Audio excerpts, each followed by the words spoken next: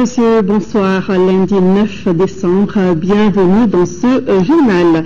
Ici à Bamako s'est ouvert un atelier sur la contribution de l'approche des capacités pour relever les défis socio-démographiques au Mali. C'était ce matin. Il s'agit de chercher les voies et moyens pouvant aider les couches vulnérables que sont les femmes et les enfants à sortir de la pauvreté ou à lutter contre les inégalités. Le reportage est de Mahamadou Doubiya. Appliquer l'approche des capacités afin d'identifier de nouvelles pistes de renforcement des capacités des plus vulnérables, parmi notamment les femmes et les jeunes, et réduire les inégalités, tel est l'objectif essentiel d'un atelier qui s'est ouvert ce matin à l'hôtel Mandé.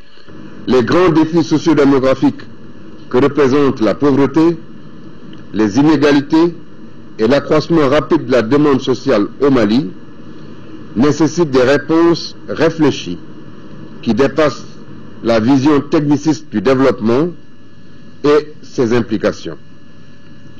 Au moment où on parle de plus en plus du renouveau de la planification et de la prospective au Mali, il est important de songer à la recherche novatrice et à la production de données sociodémographiques de qualité.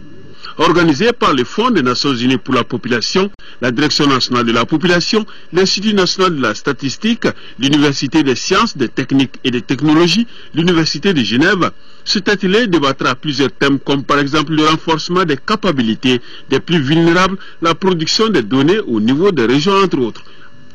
Selon les résultats de l'enquête légère intégrée auprès des ménages, l'incidence de la pauvreté au Mali était de 43% en 2010.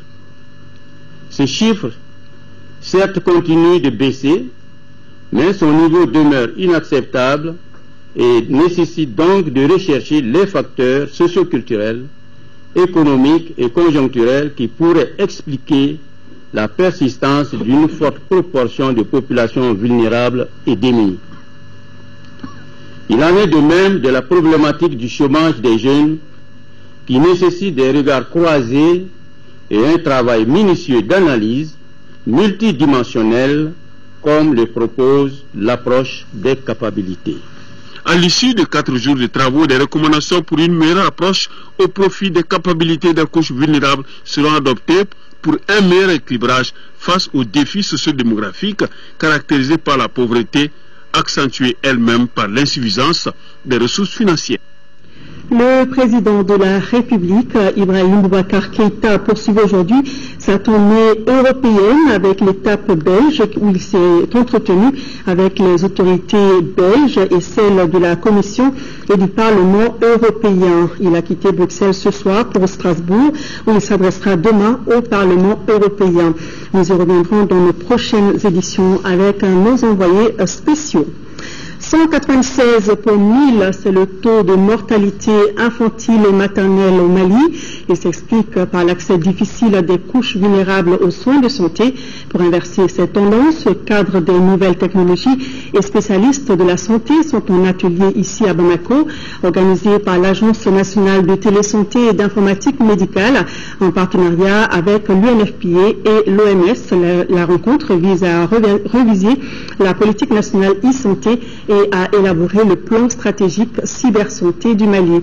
L'ouverture des travaux était présidée par le ministre de la Communication et des Nouvelles Technologies de l'Information. Le reportage est de Batraori.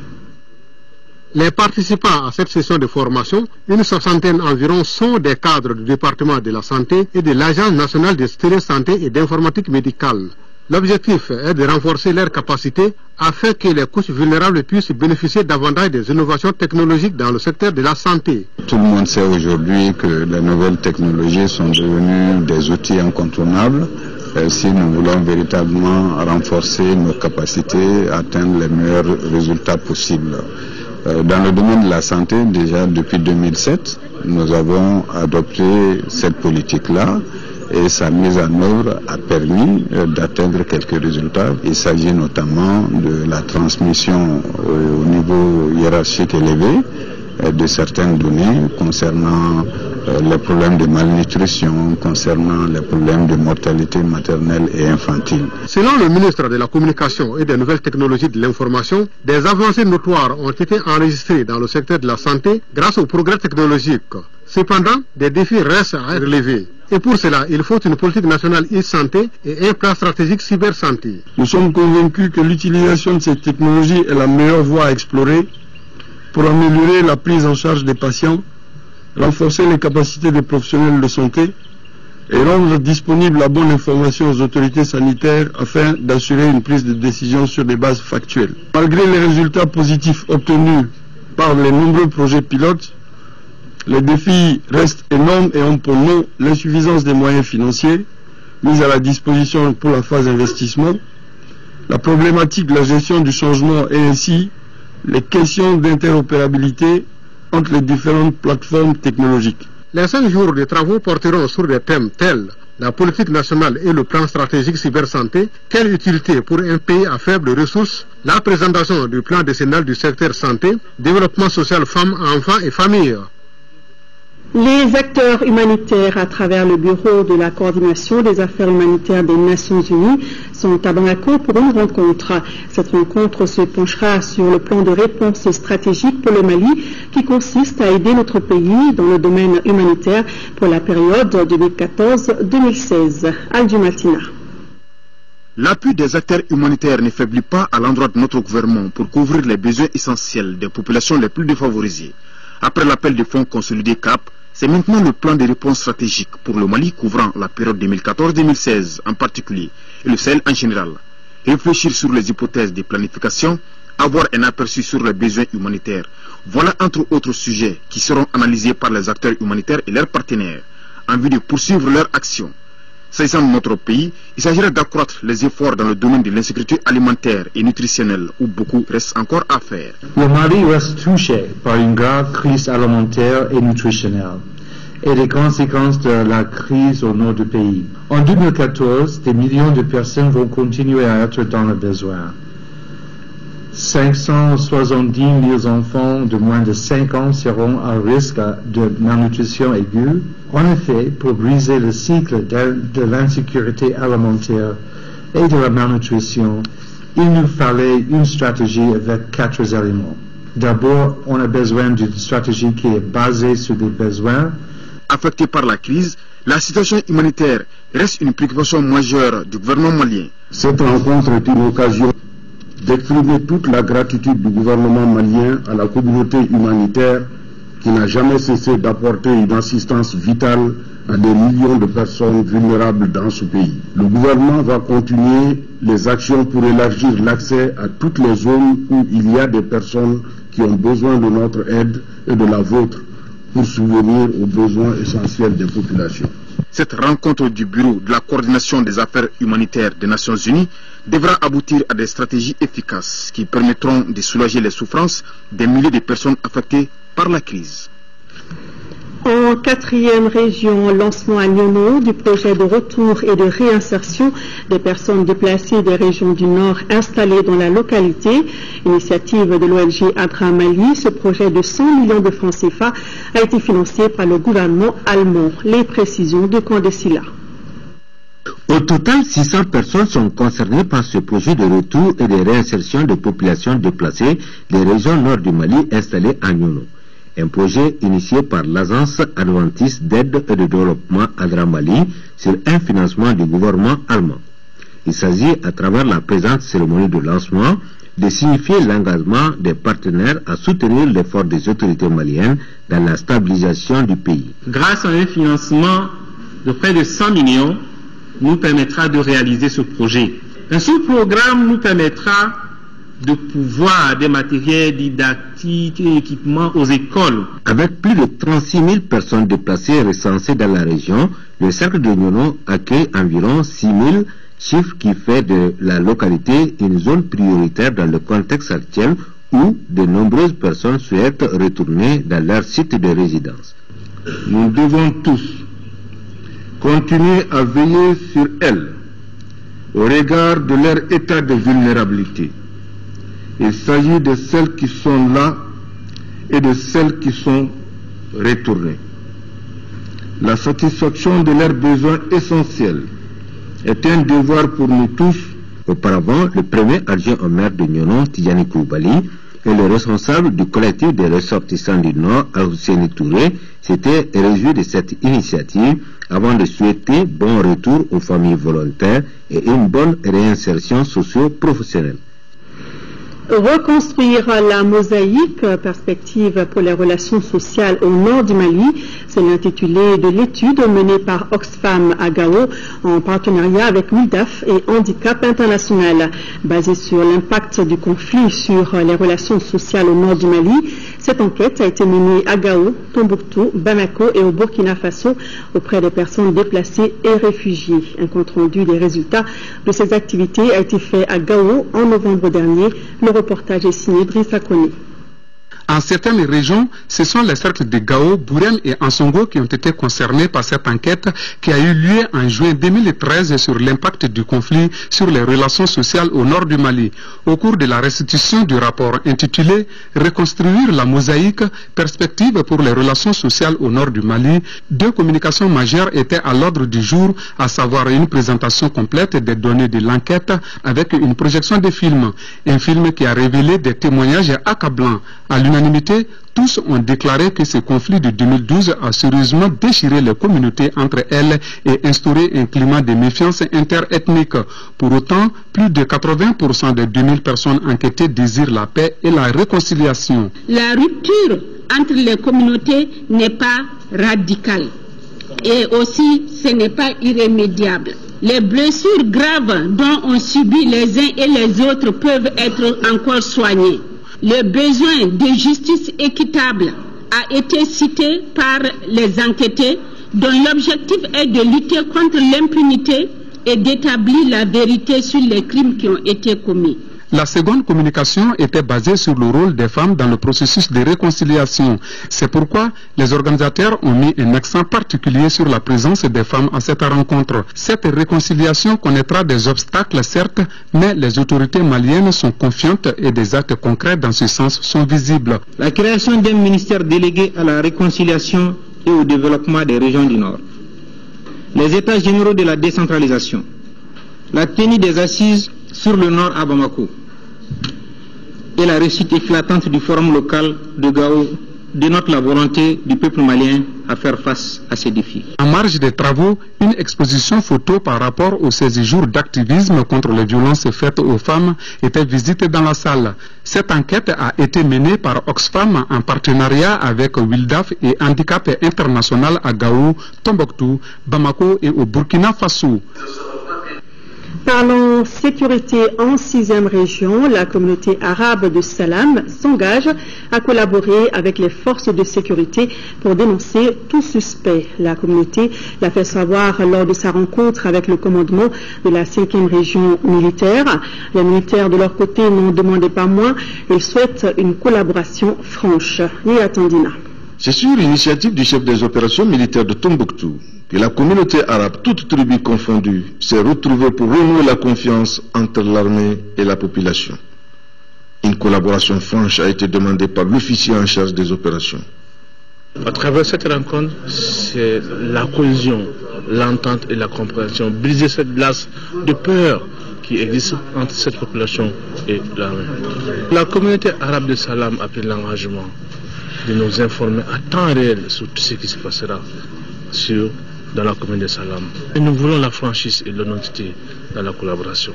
Nous voulons que les renseignements qui sont donnés ne soient pas utilisés contre personne. D'autre part, la communauté arabe de Salam a réaffirmé son attachement au Mali, un et indivisible, et s'est désolidarisé de tout groupe armé. Les différents leaders ont pris des engagements pour contribuer au retour de la sécurité. Au niveau de la commune Salam, on avait tiré l'attention des autorités nationales qu'internationales que les mouvements ne nous représentent pas. Et les communautés sont avec la République du Mali, ils sont avec leur armée. Et aujourd'hui, on mettra tous les mécanismes en place avec les autorités pour vraiment à ce que la stabilité revienne dans cette communauté. Au cours de la rencontre, les officiers ont fait entendre aux participants leur détermination à œuvrer pour leur sécurité et celle de leurs biens. La coalition malienne des défenseurs des droits humains vient de présenter à la presse le document sur la plateforme de justice transitionnelle. C'est une charte de collaboration qui regroupe une trentaine d'organisations et des membres de la société civile du Mali évoluant justement dans le domaine des droits humains. Le document s'intéresse entre autres au cas de violation des droits de l'homme pendant la récente crise. Batraoré était à la conférence de presse son reportage. Cette conférence de presse visait à présenter la plateforme de justice transitionnelle. Il s'agit d'un document élaboré par les professionnels des droits humains et les membres de la société civile. Il s'intéresse au cas de violation des droits de l'homme au cours de la période de crise que le pays a connue. Et restant ouverte à tous les intervenants dans le domaine, la plateforme de justice transitionnelle vise plusieurs objectifs. Elle se donne comme mission d'aider à l'identification et à la documentation des cas de violation sur l'ensemble du territoire national. Elle se donne aussi pour mission de faire en sorte que les questions de droits de l'homme puissent être des réalités pour toutes les populations maliennes où qu'elles se trouvent sur le territoire national. La plateforme de justice transitionnelle a valeur de loi sur l'ensemble du territoire national. Le champ de travail de la plateforme de justice transitionnelle, c'est le territoire national. Et à cet effet, le Mali est indivisible. Et les membres sont de l'ensemble des 8 régions et du district de Bamako. Rappelons que la tenue de cette conférence de presse s'inscrit dans le cadre des activités de la Semaine des droits de l'homme.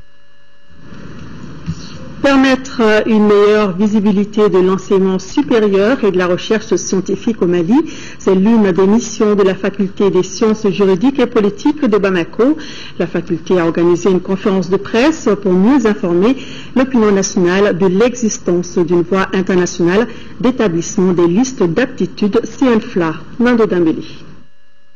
La présente conférence fait suite à l'admission du professeur permanent à l'Université des sciences juridiques et politiques de Bamako, Bakari Kamara, au concours d'agrégation du Conseil africain et malgache de l'enseignement supérieur, tenu du 11 au 22 novembre 2013 à Brazzaville au Congo. L'objectif de la conférence, c'était de présenter le CAMES à l'opinion nationale en général, aux jeunes collègues, anciens chercheurs en particulier.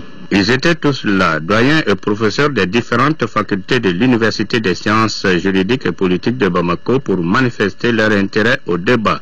Mon impression, c'est que l'école du Mali va commencer. À partir du moment où les professeurs voudront quitter leur robe, où la passivité est un peu plus, l'emporte beaucoup plus que l'action, je pense que l'espoir est permis. Pendant la conférence, le nouvel agrégé des facultés de droit au Mali a fait une brève présentation du Conseil africain et malgache de l'enseignement supérieur et ses missions. En outre, le professeur Kamara a voulu bien partager son expérience personnelle non seulement avec les hommes des médias, mais aussi avec ses collègues professeurs, tous candidats potentiels au concours d'agrégation. Les experts chargés de la question des changements climatiques et de la désertification dans les pays du Sahel étaient en conclave cette semaine à Sikasso, au cœur des échanges, l'évaluation et la planification des activités du programme transfrontalier de la Grande Muraille Verte, un programme financé par l'Angleterre pour stopper l'avancée du désert dans les pays du Sahel. Au RTM Sikasso, le reportage de Daouda Diakité. L'initiative du programme de la Grande Muraille Verte est née de la volonté des chefs d'État et de gouvernement des pays saharo-sahéliens afin de parer à l'adversité des changements climatiques et de la désertification. Ce n'est pas une muraille qu'on veut construire, mais c'est toute la question en fait de développement écologique et social en fait de communautés autour de cette zone semi-aride. Un programme financé par Royal Botanic Gardens du Kew d'Angleterre avec l'assistante technique de la FAO. Le travail que nous voyons aujourd'hui ici dans le cadre de ce projet avec les praticiens et une association aussi de pépiniéristes, c'est une des expériences de bonnes pratiques qui devrait être promue est utilisé à large échelle par d'autres associations de tradipraticiens, par d'autres pépiniéristes pour aider au développement de la région et des populations locales tout en sauvegardant l'environnement. Et les autorités régionales de saluer cette initiative qui contribue à la mise en valeur des zones arides pour une gestion durable des ressources naturelles. La tenue de cet atelier au Mali est une marque d'estime pour le peuple malien et votre présence massive nous réconforte à plus d'un titre. Elle témoigne de l'intérêt que vous portez à la lutte contre la désertification en général et aux stratégies de conservation des ressources naturelles en particulier. La visite des terrains qui a suivi la phase théorique de l'atelier à l'unité des semences où sont conservées plus de 950 espèces et la coopérative des pépiniéristes privés des Igwa aura permis aux experts du Burkina Faso, du Niger et du Mali de se rendre à l'évidence de l'immensité des défis à relever pour la sauvegarde de l'écosystème dans les pays du Sahel. Fin ce week-end des travaux du 12e congrès statutaire du syndicat national des transports. Les travaux ont permis la mise en place d'un bureau exécutif de 41 membres dirigé par Kabare Justin Tieno pour 5 ans. Écoutons le nouveau président du syndicat national des transports. Il est au micro de Nando Dambeli. Je remercie le bureau exécutif de l'INTN pour sa volonté d'œuvrer pour la solidarité, l'entente et la paix au sein de l'organisation. À la fin du congrès, un bureau a été mis en place. Nous plaçons ce mandat sous le signe de la solidarité, l'entente, le renouveau, mais surtout le respect des textes qui gèrent notre organisation. Voilà, Kabare Justin Tieno est donc le nouveau secrétaire général du syndicat national des transports. L'hôpital médico-chirurgical de campagne prend en charge depuis ce matin au stade Modibo Keïta des malades de la polyarthrite rhumatoïde. L'opération est une initiative de la présidence de la République à travers l'association malienne des malades de la polyarthrite rhumatoïde. Il s'agit pour l'association de faire connaître la maladie qui demeure encore méconnue du grand public. Nous Sissoko. La polyarthrite rhumatoïde est une maladie chronique inflammatoire qui déforme surtout les membres. Cette opération de prise en charge des patients souffrant de cette pathologie par l'hôpital médico-chirurgical de campagne consiste à diagnostiquer pour connaître l'évolution de la maladie. Quand le malade arrive, il est vu, il est enregistré ici et il passe directement voir le spécialiste. Il fait un diagnostic évolutif de la maladie et soit que le malade est adressé au laboratoire pour voir s'il n'y a pas une poussée inflammatoire, pour voir les paramètres métaboliques de la maladie. Et certains malades sont adressés, s'il y a des signes cliniques au niveau des articulations, à la radiologie pour faire des radios des articulations qui sont atteintes. Les associations de personnes handicapées veulent briser le silence autour de la polyarthrite rhumatoïde qui conduit au handicap. C'est dans le cadre de la Journée internationale des personnes handicapées que nous, l'association des personnes qui souffrent de la polyarthrite rhumatoïde, a organisé cette journée pour que la maladie soit connue au Mali. Le ministère de la Santé a fait un pas dans la prise en charge de la polyarthrite rhumatoïde. Nous avons déjà élaboré une politique nationale de prise en charge avec un plan stratégique. Il est de notre devoir, nous en tant que ministère chargé de la santé, d'assurer un accès aux médicaments et aux différentes analyses et examens dont ont besoin ces malades-là. Cette opération de prise en charge des patients de la polyarthrite rhumatoïde se poursuit jusqu'au lundi prochain selon le médecin-chef de l'hôpital de campagne. Toujours en santé, Bamako a lancé ce matin sa campagne de dépistage du cancer du col de l'utérus. L'opération devrait toucher 3000 femmes âgées de 25 ans et plus, et ce pendant 10 jours. La campagne, qui coûtera 20 millions de francs CFA, est une initiative de PSI Mali en partenariat avec l'USAID, Orange Mali et le ministère de la Santé. Reportage Ramata Konaté.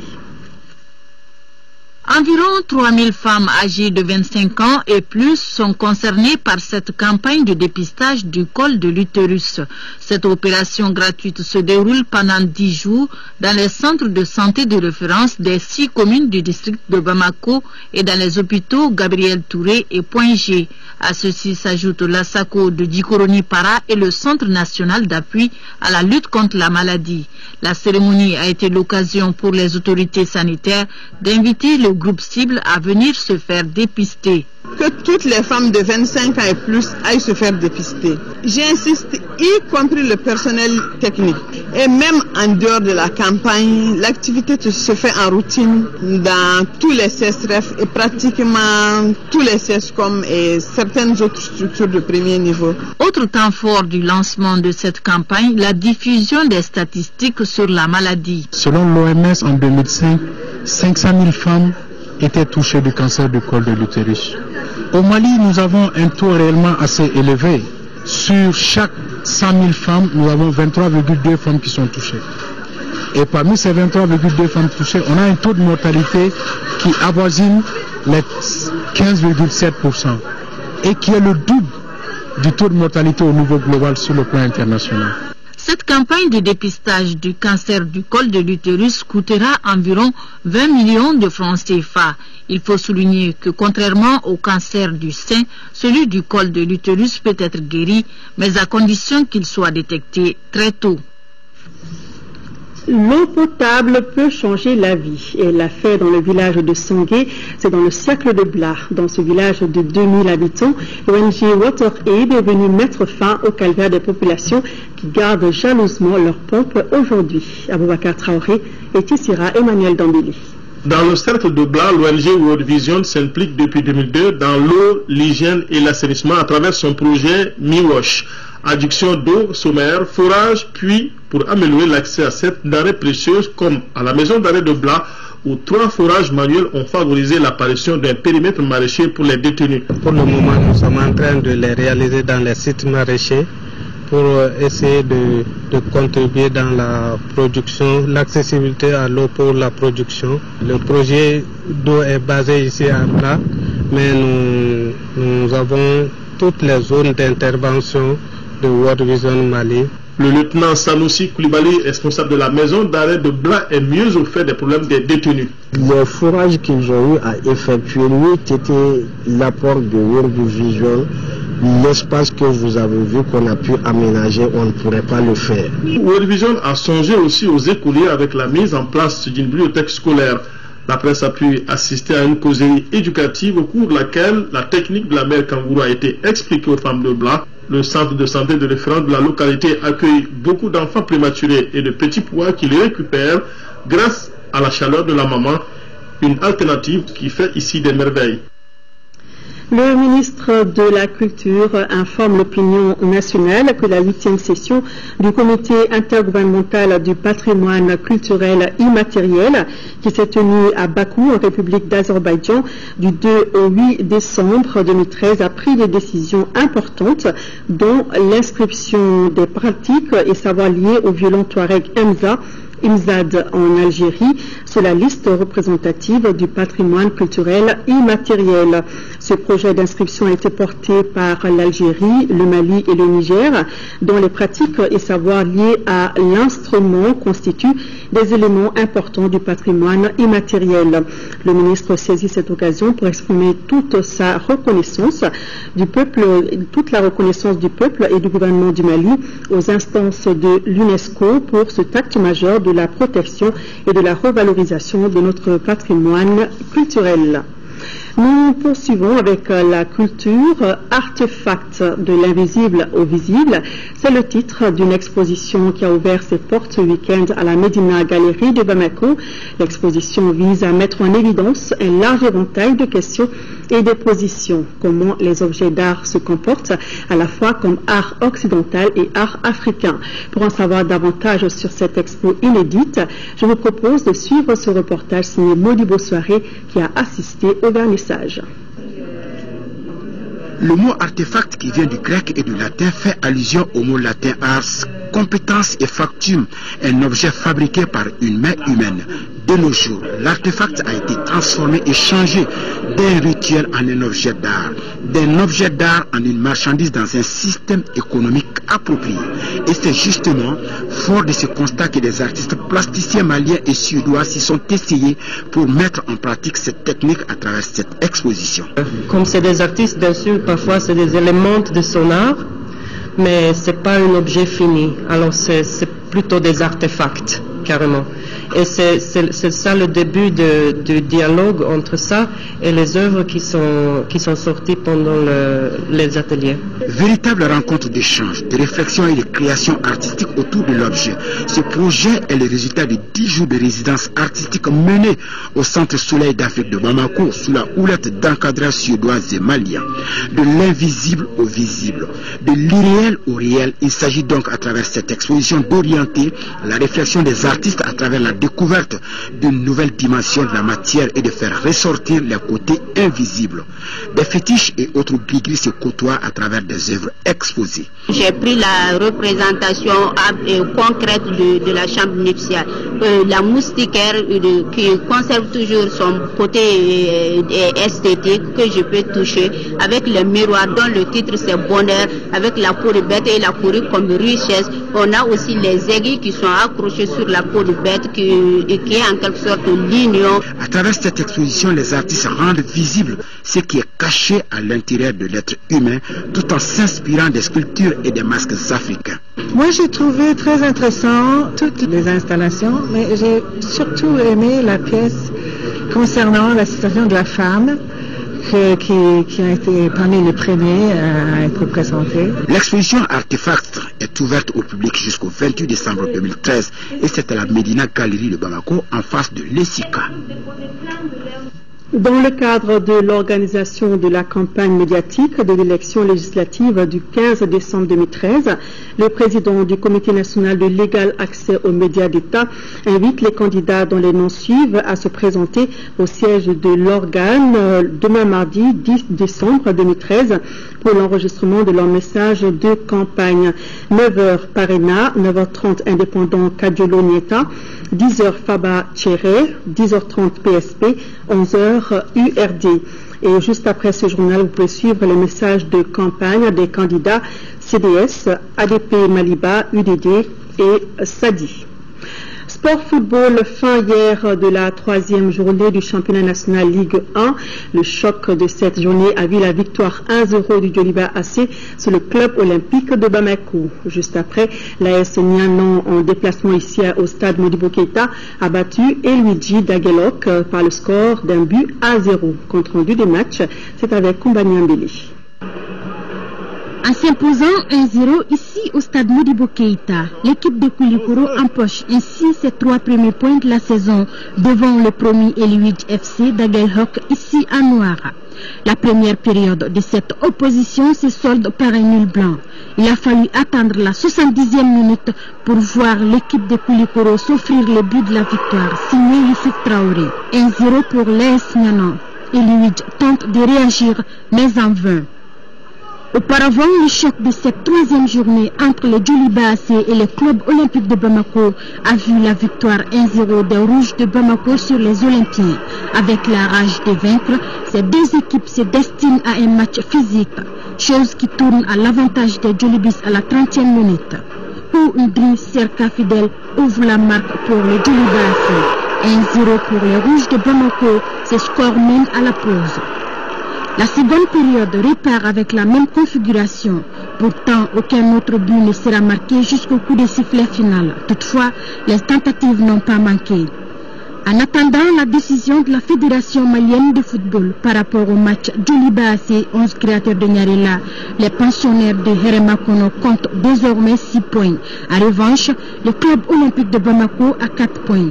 A noter que pour cette 3e journée, 8 buts ont été marqués en 8 matchs joués, dont 3 matchs soldés par 1-0, 4 matchs avec des scores de 0-0. La rencontre la plus prolifique en but a été celle de Ségou entre l'AS Bakaridjan de Barawili et le CS Tchokolonfla, où 5 buts ont été inscrits, ce qui prouve que les attaquants ont encore les jambes lourdes par rapport à l'année dernière où lors de la 3e journée, 15 buts ont été enregistrés. Cheikhne Amala Bathily n'est plus. Il s'est éteint samedi dernier des suites d'une longue maladie à l'âge de 75 ans. Député élu à Nuro de 2002 à 2007 sous les couleurs de l'URD, Cheikhne Amala Bathily était membre de plusieurs associations et groupements de commerçants. Ses funérailles se sont déroulées hier après-midi dans sa famille à Badalabougou. Moussa Fani. Cheikhne Amala Bathily repose désormais au cimetière de Sabalibougou. Membre de plusieurs associations des éleveurs du Mali et du groupement des commerçants. Cheikhne Bathily a été député élu à Nioro du Sahel de 2002 à 2007. Les compagnons politiques de Cheikhne Bathily retiennent de lui plusieurs qualités. Moi, je retiens surtout son engagement à l'Assemblée nationale quand il était député, son engagement pour les éleveurs du Mali, qui lui a valu le surnom de député aliment bétail. Au sein de l'IRD, il a été d'un apport extraordinaire. C'est une grande perte en tout cas pour sa famille, pour nous, ses amis et ses frères. Nous le pleurons, que la terre le soit légère. Il laisse derrière lui 4 veuves, plusieurs enfants et des compagnons inconsolables. Paix à son âme. C'est la fin de ce journal. Merci de votre attention.